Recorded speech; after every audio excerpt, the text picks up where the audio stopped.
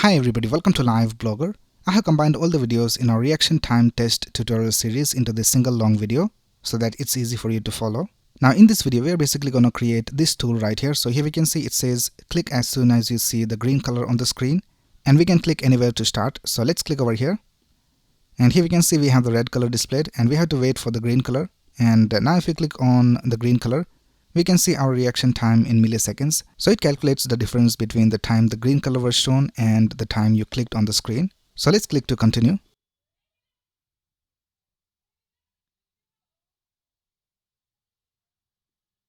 And now we can see we have this reaction time.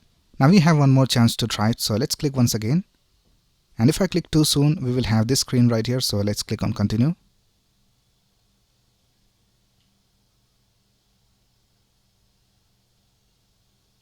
And now we can see this is the average reaction time of the 3 times we tried. And then we have this button to play again. So this is basically what we're going to create in this video. And in the end, I will also show you how to add it to your Blogger website. And I will also leave the link of the source code in the description of this video. So let's get started.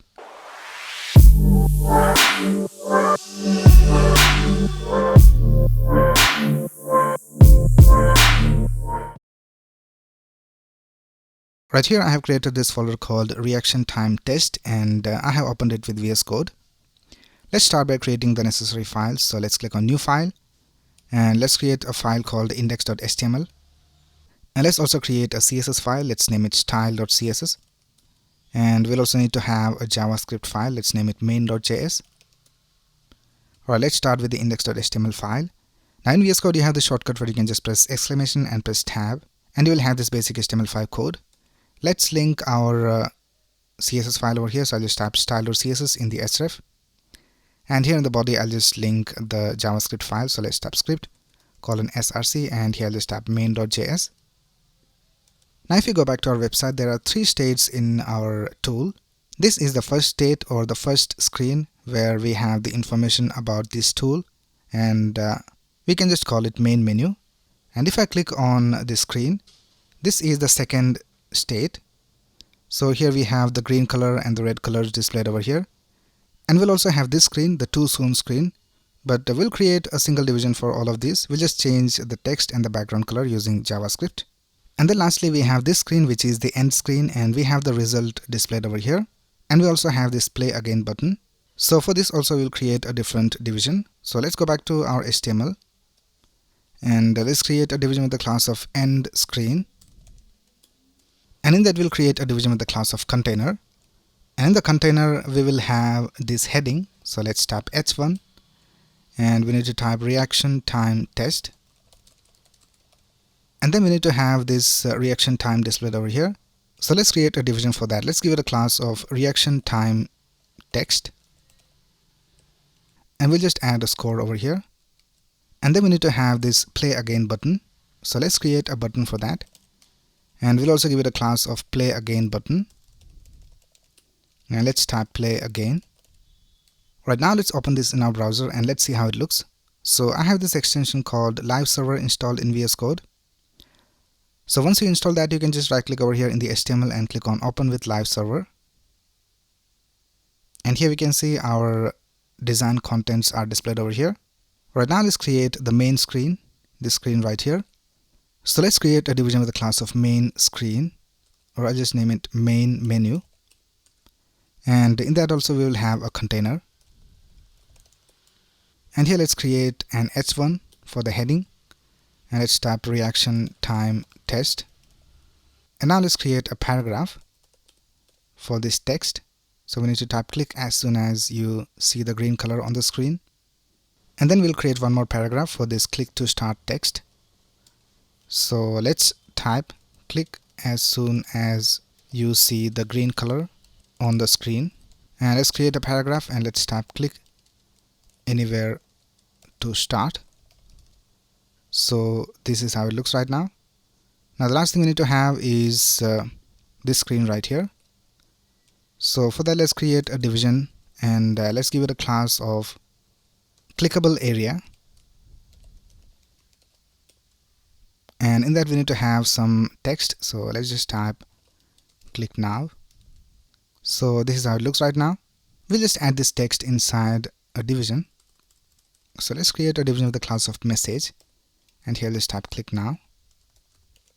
Alright, that's basically it with the HTML. Now let's start writing the CSS. So let's go to our style.css file, and first of all let's target all the elements, and let's set the box sizing to border box so that we have the correct width and height for all the elements. And now let's target the body, and I'll just set the margin to 0. Right now let's style the clickable area, and let's set the height to 100 viewport height and the width to 100%. And we will set the cursor to pointer, and let's also set a background color, and for now let's just type lime green, and this is how it looks right now.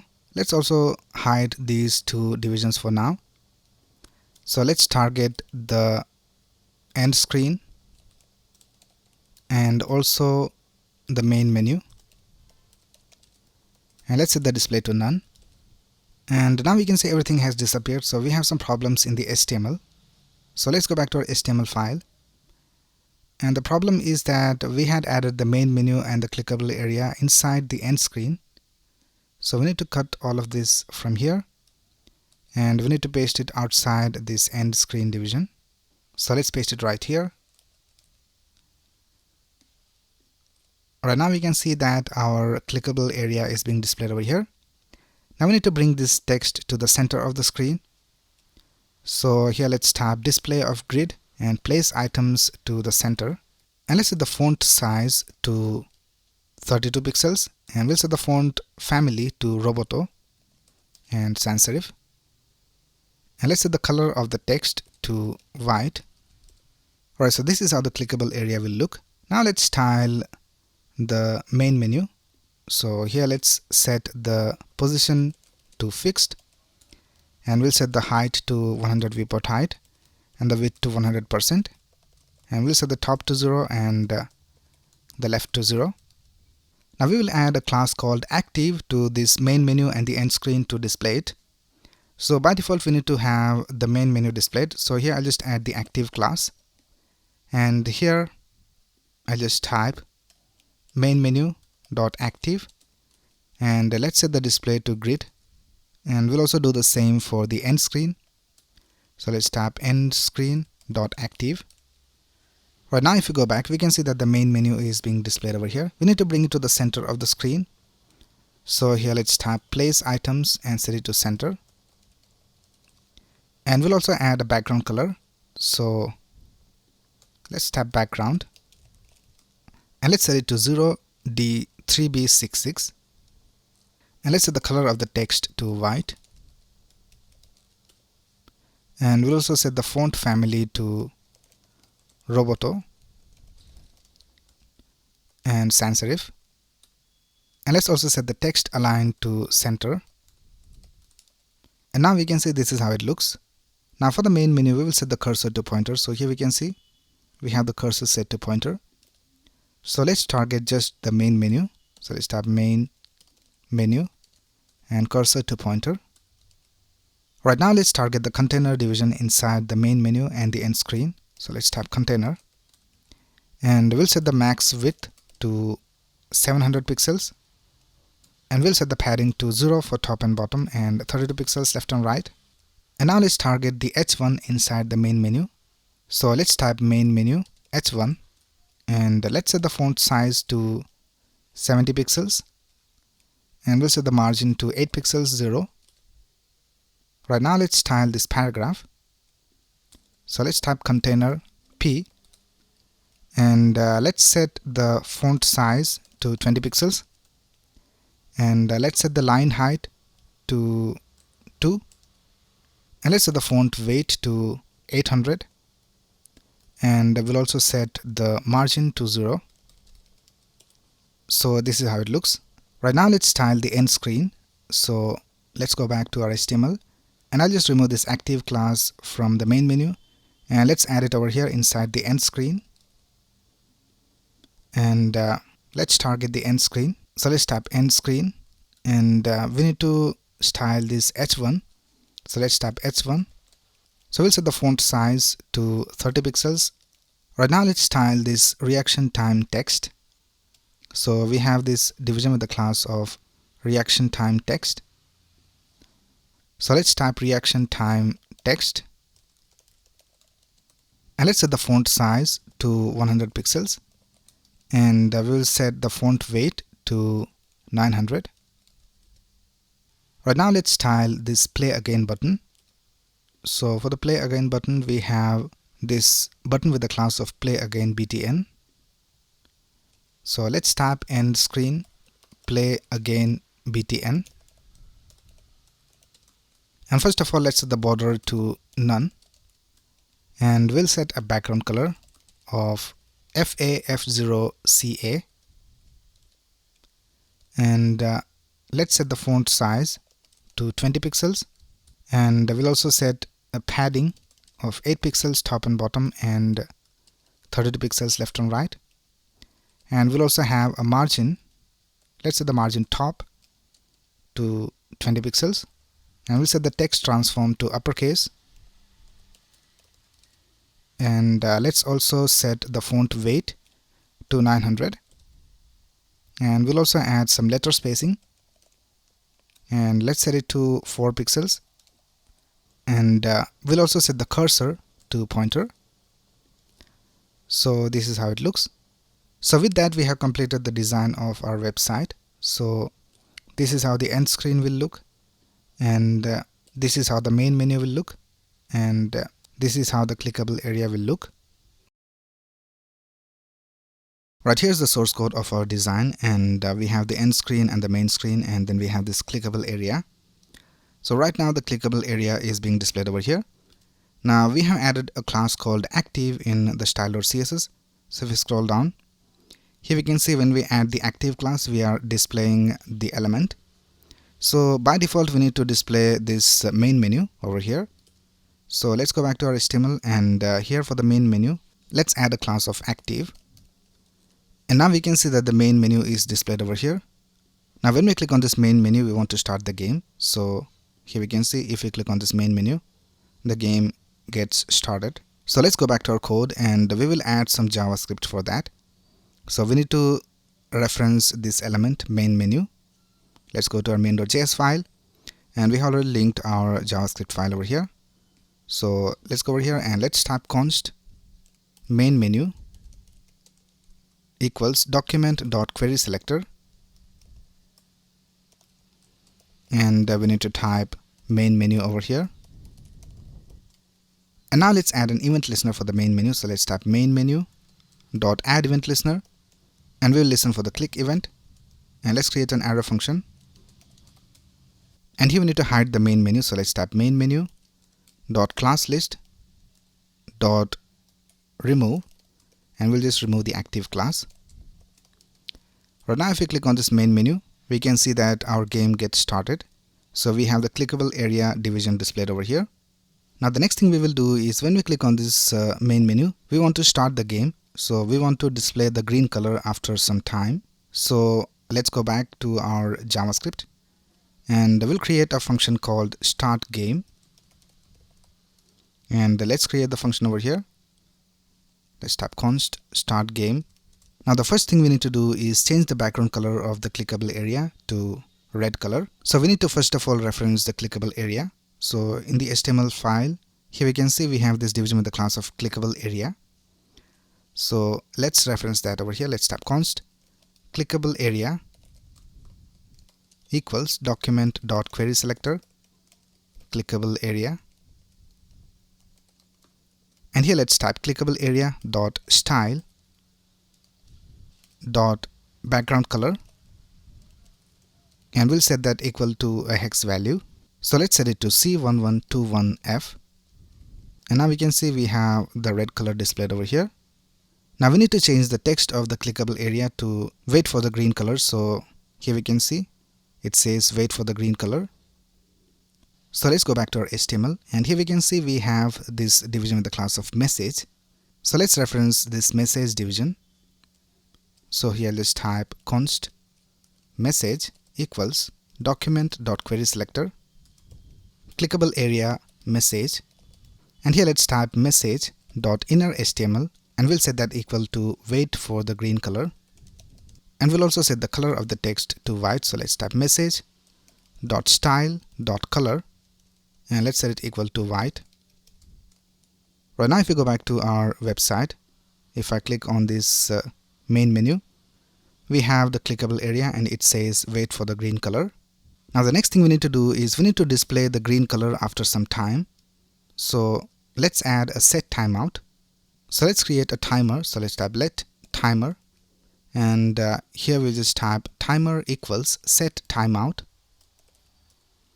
And now this is the time that it waits for the action to happen. So let's add a value over here. I'll just type 4000, which means 4 seconds. And we'll just delete all of this and we'll just call a function over here. And let's name the function set green color. Right now, let's create this function. So I'll just type const set green color. And here we need to set the background color to the green color. So let's type clickable area dot style dot background color equals, and let's set it to 32cd32. And let's set the text. So let's type message dot inner HTML, and we'll set the text to, let's see what is the text we need to have. So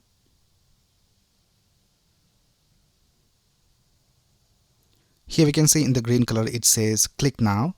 So let's type click now.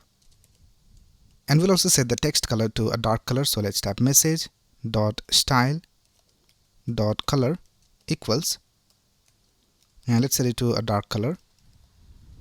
Right now, let's go back to our website and let's click on this main menu and let's wait for 4 seconds. And now we can see it changes to the green color and it says click now. Right now, the next thing we need to do is we need to randomize the time when this green color is displayed.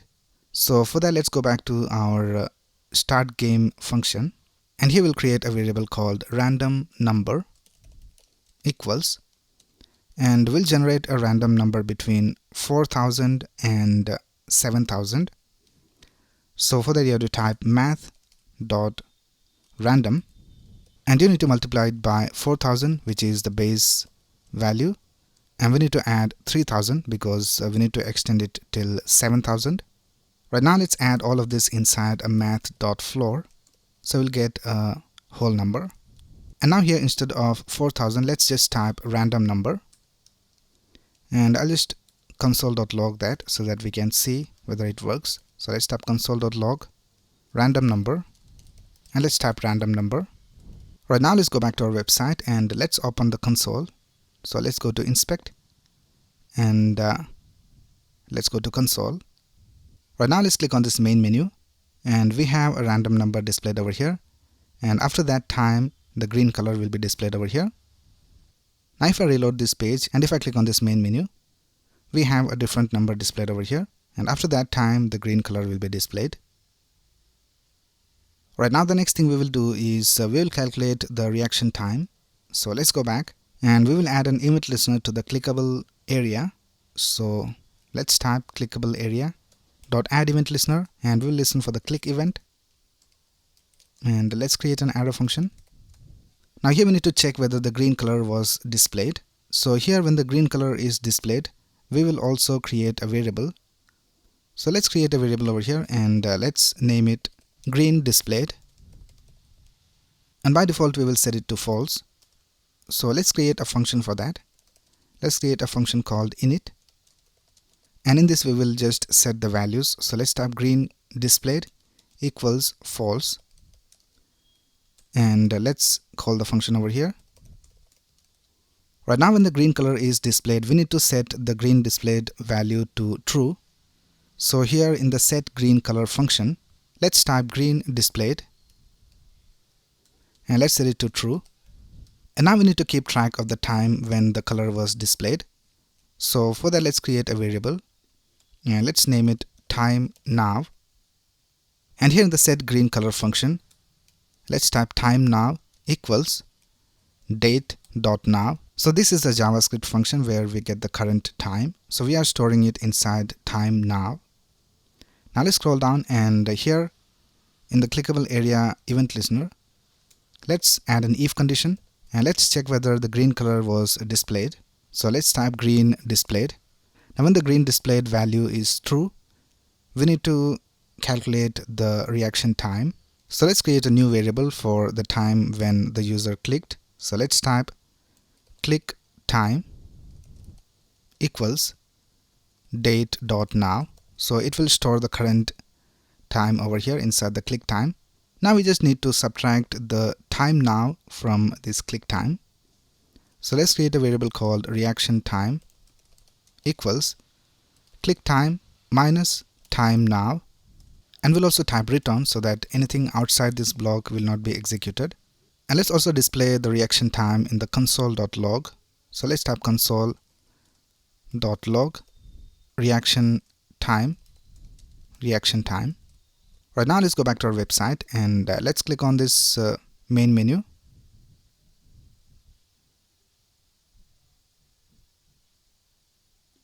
And now we can see this is the reaction time. So I clicked 383 milliseconds after the green color was shown. Right now let's create a function to display the reaction time. So let's create a function called display reaction time. I'll just call it over here. So let's type display reaction time. And let's create the function over here. So let's type const display reaction time. And we need to set a different background color. So let's type clickable area dot style dot background color equals, and let's set the color to FAF0CA. And now let's change the message. So let's type message dot inner HTML equals, and here we need to display the reaction time. So I'll just use backticks because we will also add variables inside this. And here when we call the function, we'll also pass the reaction time variable. So let's type reaction time, and we'll just receive it over here as RT. And here first of all we'll create a division with the class of reaction time text because we have created some styles for that in the CSS. So let's type div with the class of reaction time text, and in this division we will add the variable. So let's type dollar symbol, and in curly braces let's type RT, and let's close the division over here. And we also need to type milliseconds. So here I'll just type ms. And then we also need to add a text called click to continue. So let's type click to continue. Now since the green color is no longer displayed, we'll just turn the variable to false. So let's type green displayed and let's set it to false. Right now let's go back to our website and let's check it out. Let's click on this main menu. And here we can see the reaction time is displayed over here, 406 milliseconds. And we also have click to continue. Now the next thing we need to do is when we click on this screen, we need to start this game once again. So let's go back and let's create a variable for that. So let's create a variable called waiting for start.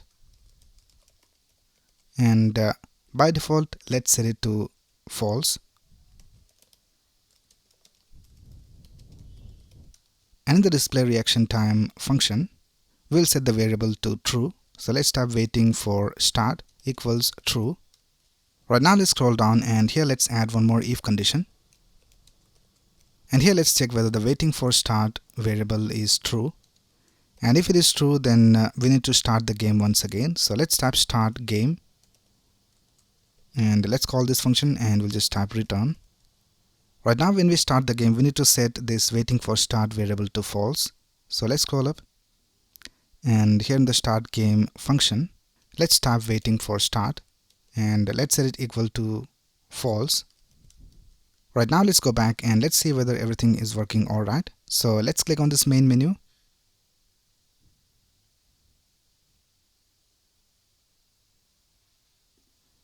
And here we can see the reaction time is displayed. Let's click to continue and let's see whether it works.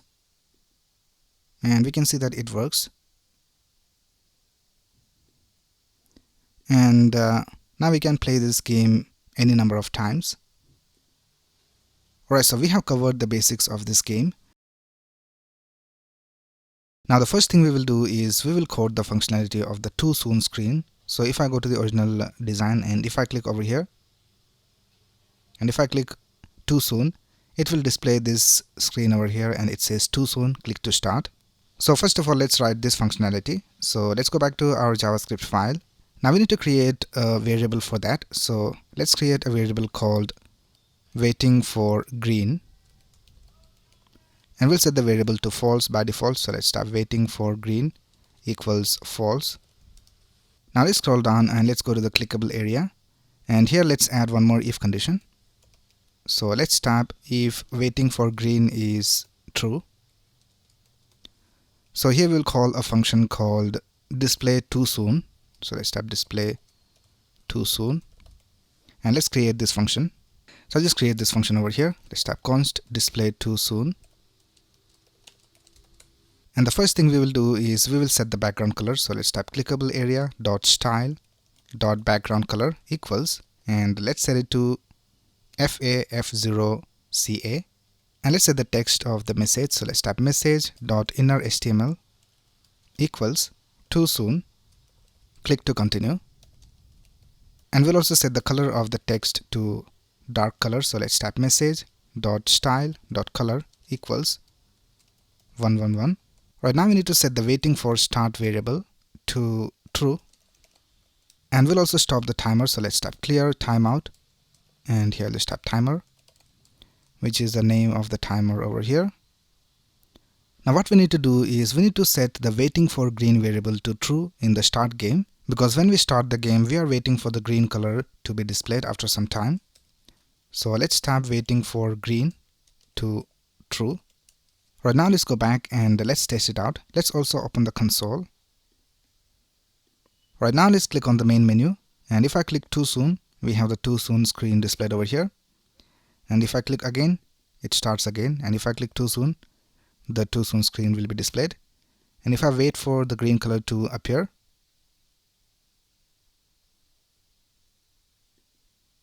then we have the reaction time displayed over here. So the too soon screen is working alright.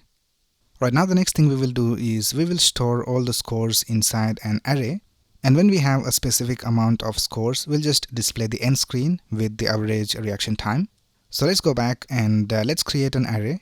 So I'll just create an array with the name of scores, and let's set it to an empty array over here. Now let's go ahead and add the reaction times inside this scores array. So let's scroll down, and here in the display reaction time function we will add the scores. So here let's type scores, and we have a function called push for the arrays, and we can add new items into the array using this push function. So let's add this reaction time which we are getting into this function. So let's type RT over here, and first of all let's console.log the scores, and let's see whether everything is working alright. So I'll just display the scores array. Right now let's go back to our website and let's check it out.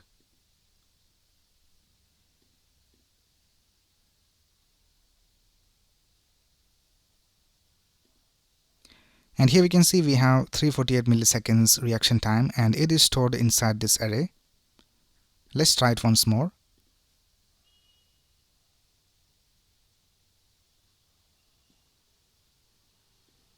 And now we can see this is the reaction time, 382 milliseconds, and it is also stored inside this array. So here we can see there are two items in the array. Right now let's go back to our code, and here we will add an if condition.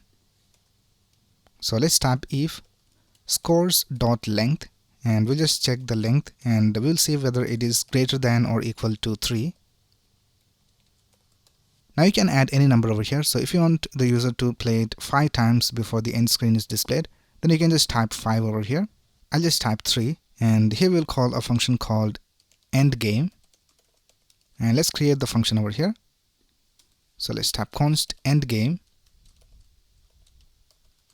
Now here what we need to do is we need to display the end screen. So if you go back to our HTML file, here we have created this division with the class of end screen, and if you add the active class to the end screen, it will be displayed. So if you go to the style.css file, here we can see we have added the styles. So when we have the active class, the display is set to grid, otherwise by default it is set to none.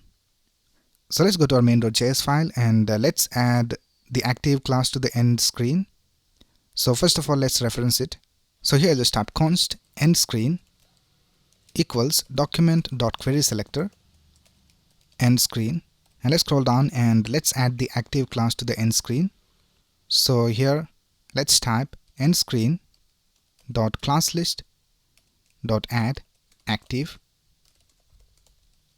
and we'll also stop the timer. So let's type clear timeout timer. Now the next thing we need to do is we need to calculate the average score. So let's create a variable called total, and I'll just set it to 0. Right now let's loop through each of the items inside the scores array. So let's type scores dot for each, and I will call each of the individual scores s, and let's create an arrow function. And here we just need to add each of the scores to the total variable.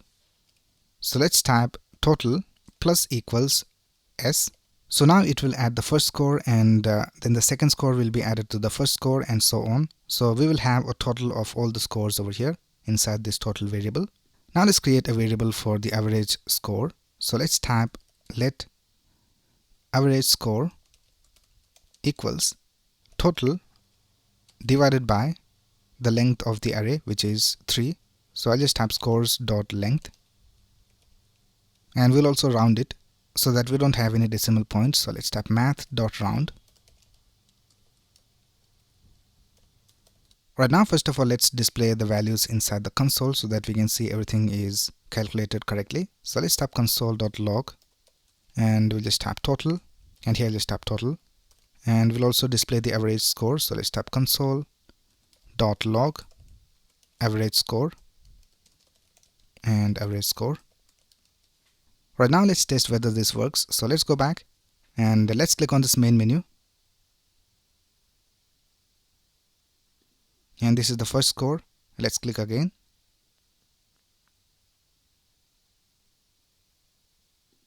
and this is the second score. Let's click again,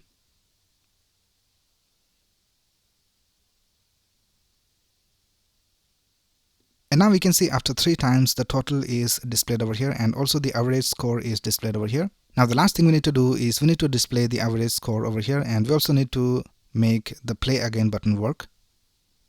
So let's go back and let's go to our HTML file, and here we can see inside the end screen we have this division with the class of reaction time text, and we need to add the average score over here, and we also need to reference this play again button in our JavaScript. So let's reference these 2 elements, reaction time text and play again button. So here I'll just type const reaction time text equals document.querySelector reaction time text, and let's type const play again button equals document.querySelector end screen, and here I'll just type play again button, and here also I'll just type end screen.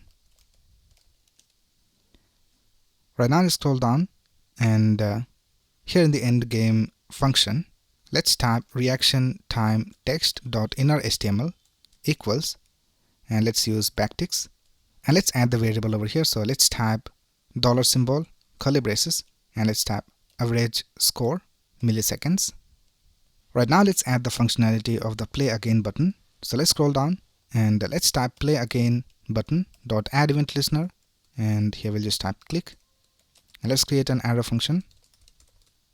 And here first of all we need to remove the active class from the end screen. So let's type end screen dot class list dot remove active, and next we will call the init function so that we have all the default values for the variables, and we'll also call the start game function. Right now let's test and see whether everything works alright. So let's click on this main menu, and the too soon screen is working alright.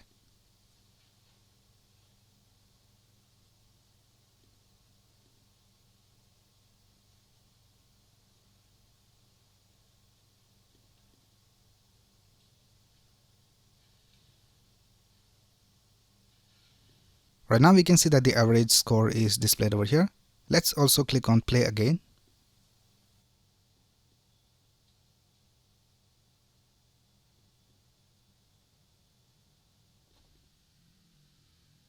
And now we can see the play again button is also working alright.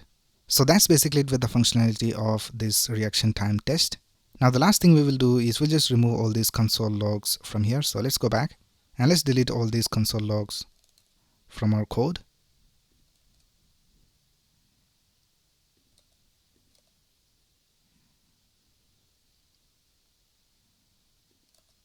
Right now if you go back,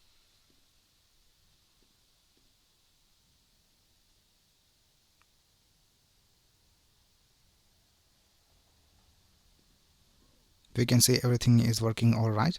Alright, so that's basically it with the functionality of the reaction time test.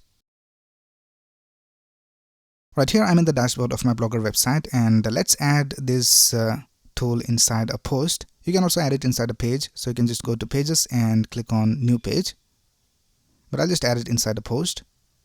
So let's click on new post, and let's add a title over here. I'll just type reaction time test. And here the first thing we need to do is change this into the HTML view. So if it is in the compose view, just click on this button and click on HTML view. Now here you can add the HTML, CSS and JavaScript. So first of all, let's add the CSS. I'll just create a style tag over here.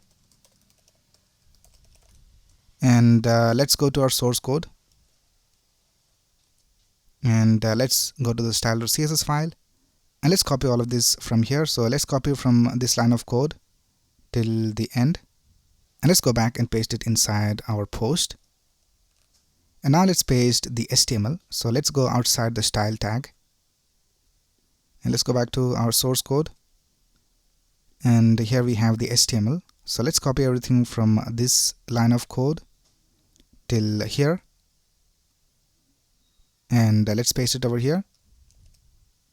And then we have the JavaScript. So let's add a script tag over here. And let's go back to our source code, and let's go to the main.js file, and let's copy all this JavaScript from here, and let's paste it over here.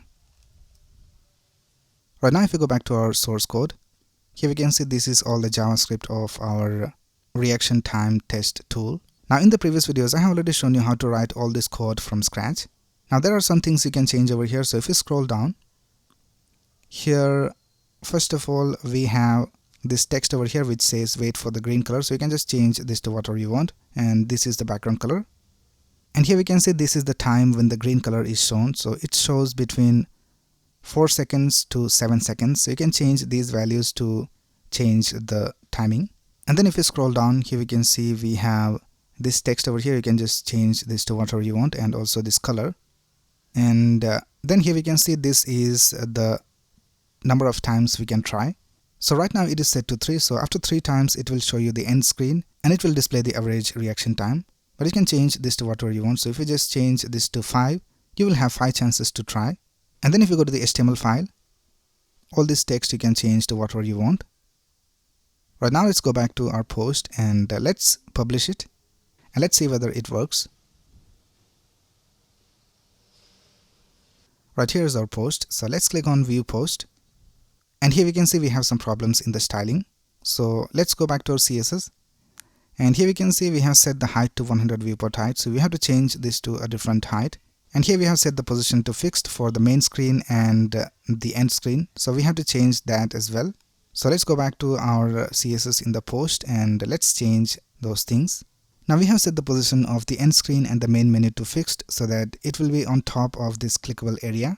But if we change the position fixed to something else, then the clickable area and the main menu and the end screen will be one below the other. So if you go over here to inspect, and if I just select the end screen and the main menu, so here if I just disable position fixed, and now we can see that the main menu is over here on the top, and below that we have the clickable area. Now to fix this we have to create a container division. So let's go back to our post, and let's go to the HTML.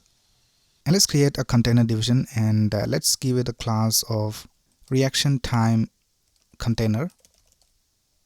And let's close the division right here. Right now let's set the position of this container division to relative so that all these elements will be positioned relative to this container. So let's scroll up, and let's target the container division. Let's type reaction time container. And let's set the position to relative, and we will set the height to, let's try 400 pixels or 500 pixels, and let's set the width to 100%. And now for the clickable area, let's set the height to 100% of the parent, and we'll do the same for this division right here. So let's set it to 100% for the end screen and the main menu. Now here, instead of position fixed, we have to change this to position absolute, so that these elements will be positioned relative to this reaction time container. So let's update it and let's go back to our post and let's see whether it works. Right now we can see we have the correct width and height for these elements, and if I click over here, we have the tool working alright. But we have some problems in the styling over here as well, so we'll fix that. Now one more issue that we have over here is that some of the elements of the theme has changed. So that's because we have an element with the class of container and we are styling it over here. Now even in our theme we have an element with the class of container, so that's why it is being applied to the theme element as well. So here we have to target the container inside this reaction time container. So let's add that over here. So here, instead of container, I'll type reaction time container, and even here for container P, let's type reaction time container. Right now let's update it and let's go back to our post and let's refresh this page, and now we can see we don't have any problems in the theme. Now we just have some minor styling issues in our design. So let's right click over here on the heading and let's go to inspect and let's see what is the problem. So let's scroll down and let's see whether we have any styling being applied by the theme. So let's scroll down, and here we can see that for the post body in the theme, the line height is being set over here. So if I just remove the line height, or if I just set it to 1, we have the problem being solved. So we need to set the line height to 1 for this heading. So let's go back to our post and let's go to the H1. So here for the H1 we need to set the line height to 1. So let's update it and let's go back to our post and let's refresh this page, and now we can see it looks alright. Let's click and let's see whether everything works alright.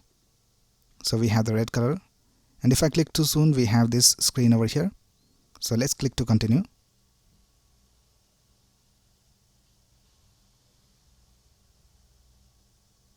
Now here for the reaction time also we have some problems. So let's right click and go to inspect, and let's see whether we have any problems over here. Let's scroll down, and here also we have this line height of 1.6 m added. So what we will do is we'll just go over here to the container division, and here we will set the line height to 1. So if I just type line height 1, it solves the problem. So let's go back to our post, and I'll just remove this line height from here and let's paste it over here inside the container division. Right now let's click on update and let's go back to our post and let's refresh this page, and now we can see it looks alright. So let's click to start, and these two screens are working alright. And the reaction time is also being displayed correctly. So let's click to continue.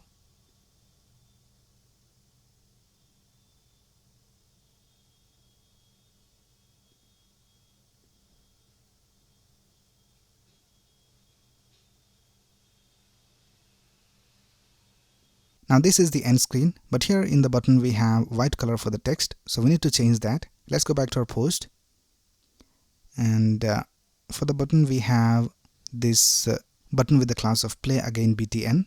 So here let's change the color of the text to a dark color and let's update it, and let's go back to our post and let's try it once more.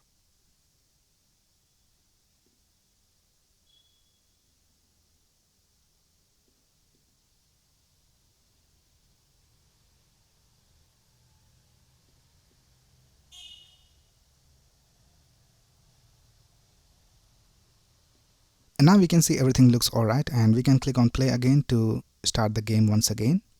So that's basically how you can add a reaction time test tool to your Blogger website.